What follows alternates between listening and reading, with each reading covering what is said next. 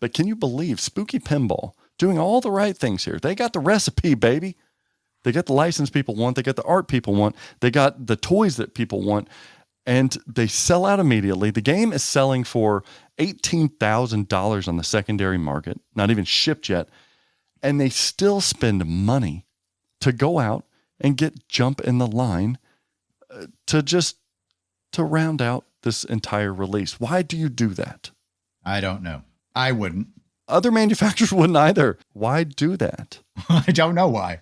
I do, because they care. Because they really, really care. They got the secret recipe. Other people need to take note because they are succeeding. Just think if another manufacturer with more production capabilities was taking these same types of notes. Getting Jump in the Line was no easy task. I know behind the scenes, believe me, when we knew that they were getting Deo, they weren't getting Jump in the Line. There was a very good reason why they weren't getting Jump in the Line, because financially it would be the dumbest thing ever to jump in the line on that song. But they continued to pursue it because they knew it was the right thing to do, and they knew they wanted to do it, and they paid dearly for it. They didn't have to. They're not selling these games for $18,000. Right. That's why you say it's the right thing to do, but is it really? Right thing to do.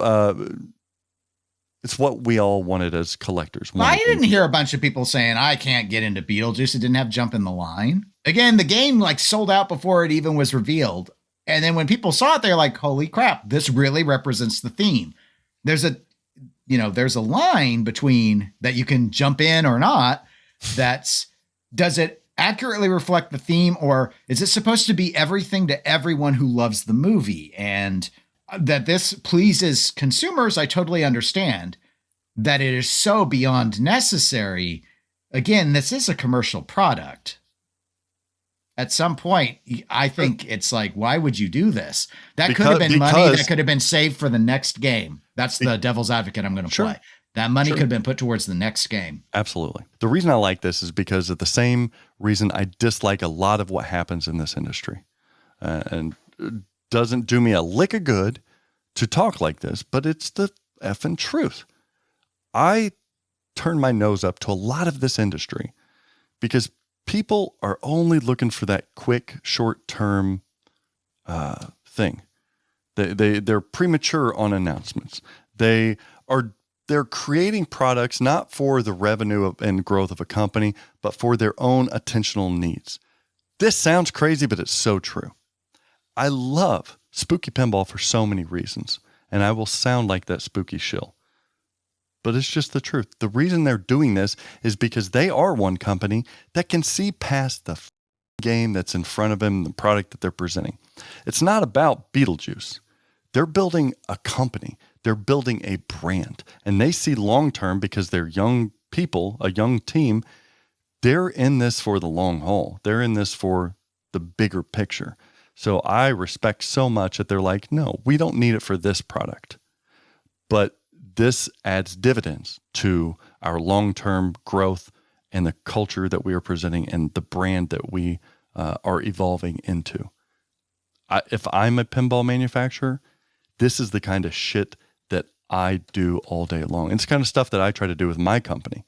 It's not about delivering one pinball machine to a person. It's about that one person having an experience that translates into the next 10 purchases and their friends purchasing from me. I love that my competitors don't look at it that way.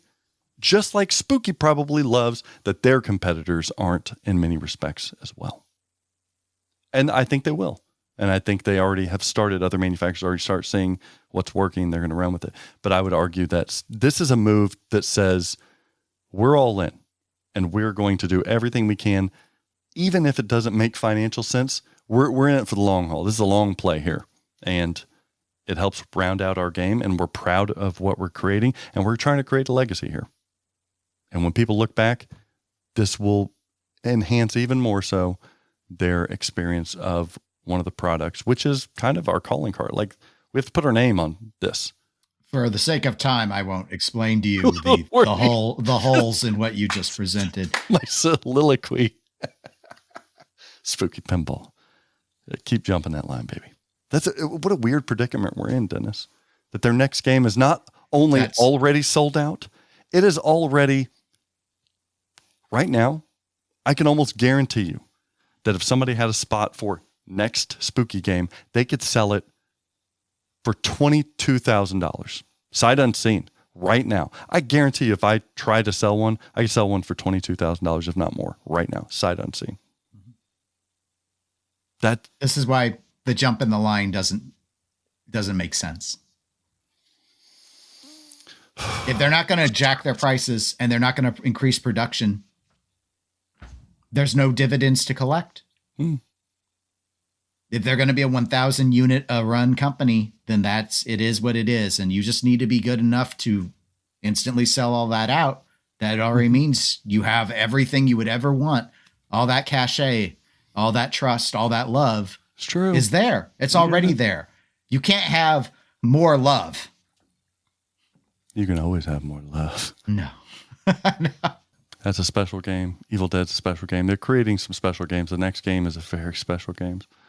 Yeah, they're doing good. They're doing good. Hey, Spooky, just continue getting those themes. Just continue.